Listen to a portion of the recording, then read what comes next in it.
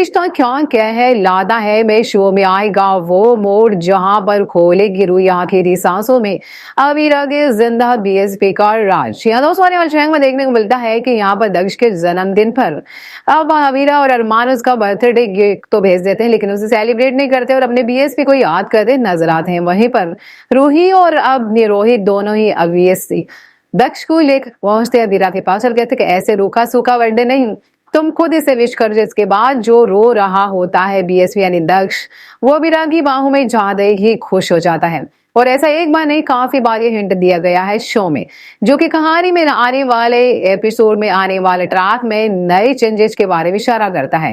देखने को मिलने वाला है कि जहां पर रूही अब दक्ष के जन्मदिन पर ये कहेगी कि वो उनकी सरोगेट मदर बनेगी, क्योंकि अब रोहित ने सब कुछ बता दिया है और अब अबीरा को ऐसी ऐसी औरत की जरूरत है जो सरोगेट मदर बन सके। लेकिन देखने को मिलने वाला है उससे पहले जहां पर पूरी प्रोसेसिंग होगी और पेपर्स को साइन करे जाएंगे, उससे पहले राधिका नाटक करेगी और उसके बाद रूही के साथ होगा बहुत बड़ा हादसा।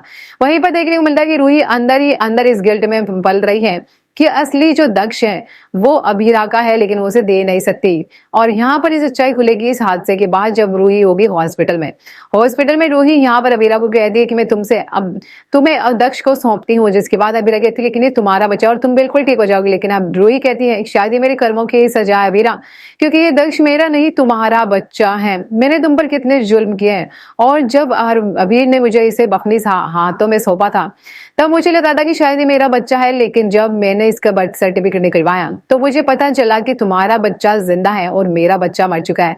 उस एक्सीडेंट की वजह से मैं कभी माँ नहीं बन सकती थी, इसीलिए मुझे लगा कि तुम तो माँ बन ही सकती हो, इसीलिए मैंने ये सच तुमसे छुपाया।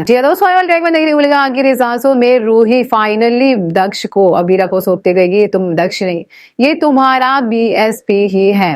जिसके बाद अबीरा और घर वाले शॉक्ड हो जाते हैं। अबीरा की आंखों में आंसू होते हैं और देखने को मिलता है रूही का हाथ पकड़ दक्ष भी अबीरा का हाथ थामते नजर आता है और वो उसकी बाहों में जाते ही चुप भी हो जाता है। देखने को मिलता है कि रूही इसके लिए माफी मांगते कहती है, देखा कितनी बार तुम्हें ही ये तुम्हारे बाहों में आकर ही चुप होता है, ये अपनी माँ को पहचानता है, लेकिन मैं एक माँ होने के बावजूद भी एक बच्चे का दर्द नहीं समझ पाई और शायद इसी की सजा है कि मैं आज इस दुनिया को छोड़कर जा रही हूँ। तो देखने को मिलने वाला है कि रूही यहाँ पर बहुत बड़े राज का खुलासा कर देगी और कहानी को पूरी तरह से बदल देगी।